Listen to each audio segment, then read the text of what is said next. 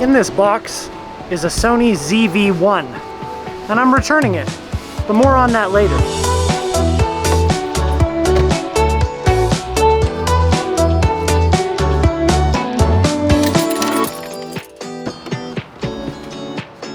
Now, funny enough, this is actually the second time I've tried to return the ZV-1. The first time I sent it, and for whatever reason it sent to my house instead of going to the United States where it was supposed to go.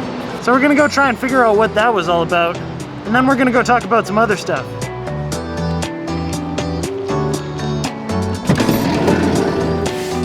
All right, it's sent again. All we can do now is wait. On a bit of a side note, I feel like camera manufacturers should probably be releasing firmware upgrades that include face tracking with masks. Just an idea. Hit me up, Sony.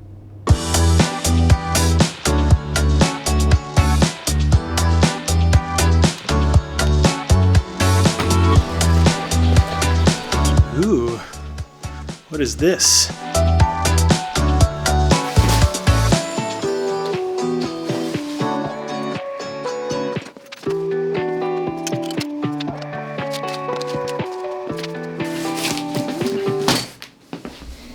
So I moved everything to the other side of the room so we can pretend that I keep a clean desk. Now, while I do have some kind of an idea of what this might be, I'm not 100% sure, so let's find out.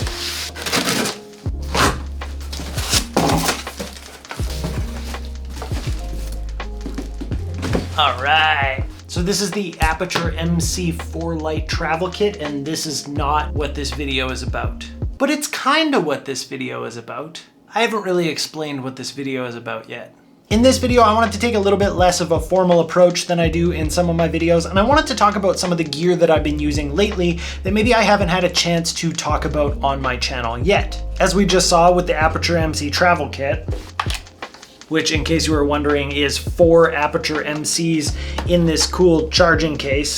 But I don't always get the chance to talk about all of the gear that I try out, whether it be that I bought it or whether it was sent to me. I only make one video a week. YouTube isn't my full-time job, so sometimes I gotta be picky. Now, while we're on the topic of gear, you guys might be wondering why I returned the Sony ZV-1. I spoke so highly of it in my other videos. And I do stand by everything that I said in those videos. I do think it's an amazing camera. So what happened there is I basically convinced myself that I needed another camera. And then as soon as I got it and I started shooting on it, I kind of realized that I already had cameras that were doing everything that I wanted to do with it. I thought it was gonna be this thing where having that small form factor camera was gonna make me want to vlog again. And while the passion to start vlogging again is there for me, I also like vlogging on my a6600 or my a6400 or my a7 III. I have lots of cameras. I didn't need a ZV-1. So it just took me a week or two to realize that after I purchased it, shot on it a little bit. And again, while I was still impressed with how awesome of a camera it is,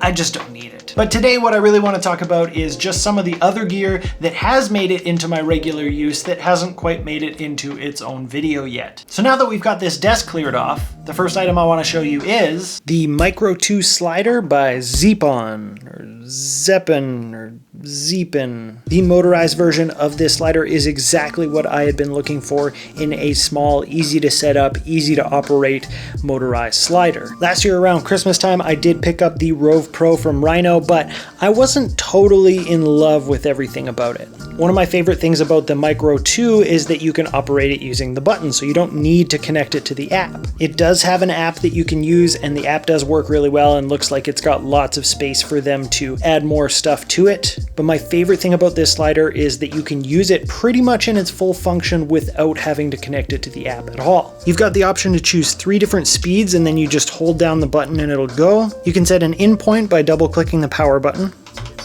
and then you can set an out point, and then you can either have it go between those two,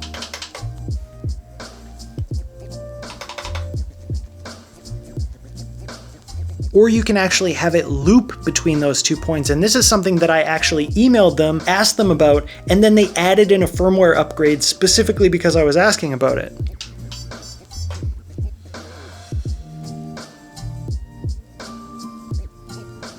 And then while it's in looping mode, you can also change the speed which it's looping at.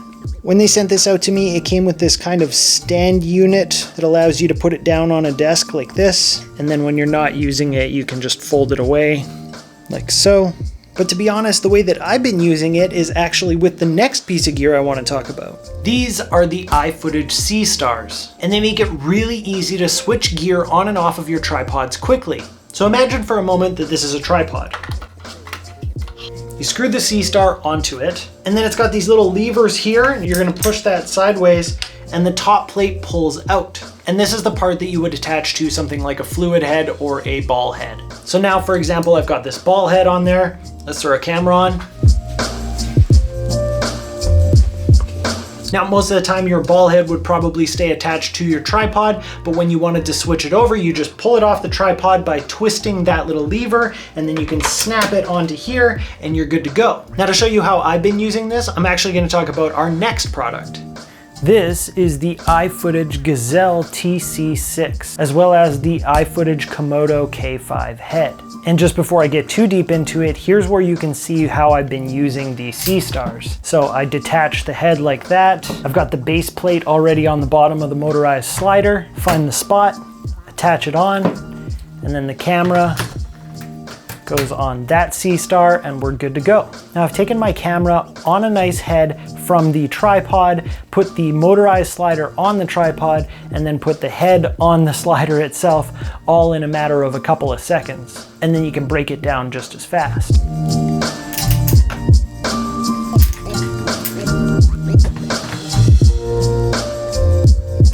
There we go. Now, there are a ton of things that I absolutely love about this tripod. The locks down on the legs are so smooth and so fluid. It's nice and easy to make it taller or shorter. The way that the legs extend and lock is really interesting. You pull this little piece out and then you can extend it to wherever you want. One of the problems that I always have with other tripods is that when you have your legs out like this, the middle section always hits the ground, so then you have to extend it way up. This one has a cool way of dealing with that, where you can screw this off and just take that middle point out so you can get it down really close to the ground. And then if you need to get it taller from the middle section, you just screw this back in, and now you can extend that middle section again. And I guess if you really wanted, you could probably unscrew that middle section, loosen this off and pull it out, screw that in, and then you've got kind of a pseudo vlogging stick thing. I hadn't even thought of that till just now. Cool. The TC6 also has a bowl, so if you loosen this off, you can get your level, which is something that I've been wanting to get in a new tripod for a long time. Up until now, I've either used ball heads so that I can get that level, or if you're using a video head like this, where it doesn't tilt from side to side, you basically have to do it with the legs somehow. And then also on this side, there is an attachment where you can put little monitor arms and those kinds of things. The TC6 is also made of carbon fiber, so it is super light. It's not the smallest. I wouldn't call it like a travel tripod necessarily, but boy, do I love this thing. The next product I want to talk about, I actually laughed at first. It looked really gimmicky and silly, but once I got my hands on it, I realized just how handy it is, and it's this little guy. You throw this in the hot shoe, and there's an angled mirror at the back, so for cameras like the A7 III, where you can't tilt the screen so that you can see it when you're in front, you can only tilt it up like that. What you do is throw this in the hot shoe, and now we can see the screen. Like I said, at first I thought it was going to be super gimmicky, and then I've used it a couple of times and I can actually comfortably vlog with the Sony A7 III now, and it's awesome. It's such a simple thing. It's super lightweight. It's mostly made of plastic. I do wish that it felt a little bit sturdier, and there's a hot shoe on top of this, so if you want to throw your microphone up on top of there, you still can. There are also like these hot shoe slots on the side that I believe you can use as well. This really should not be a cool product, but I absolutely love it. It's by a company called Rig. I think they make like cages and L brackets and stuff too. Actually, I think my A6600 L bracket is by this same company. Now the next piece of gear we're actually going to have to move into the living room because I need a little bit more space to show you.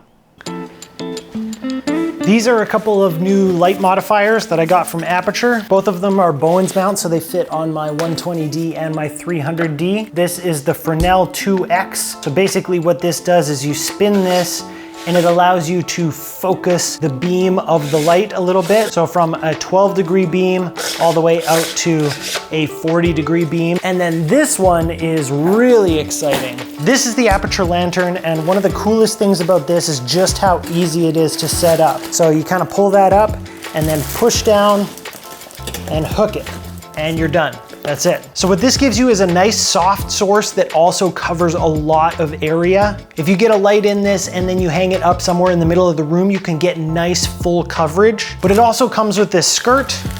So if you want to, you can kind of wrap this around, cover up as much of this as you want. And then what you can do is these panels kind of come apart and you can roll them up so that you can expose whatever side you want and get your light going a little bit more directional. It's super functional, and the best part about it is just how easy it is to set up and tear down.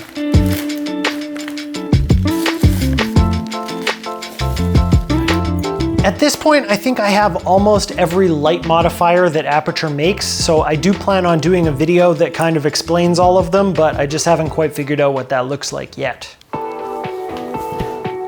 So yeah, that's a bunch of stuff that I've been using lately that I just haven't had a chance to talk about yet. Like I said, a little bit less formal than my other videos, a little less of the fancy B-roll and that kind of stuff. But I just wanted to share those with you guys because I thought you might be interested since I know I love them. But as always, I want to hear from you guys. Make sure to leave a comment down below and let me know what you think of the gear that I just showed you. And if there's anything that you want me to dive in, maybe do a full review on, again, leave a comment down below. And on your way down there, make sure to hit that like and subscribe and the bell notification button so you don't miss out on future tutorials and reviews. Thank you so much for watching, and I'll see you next time. Remember how I said I moved everything off my desk so it looked clean? This is the aftermath of that.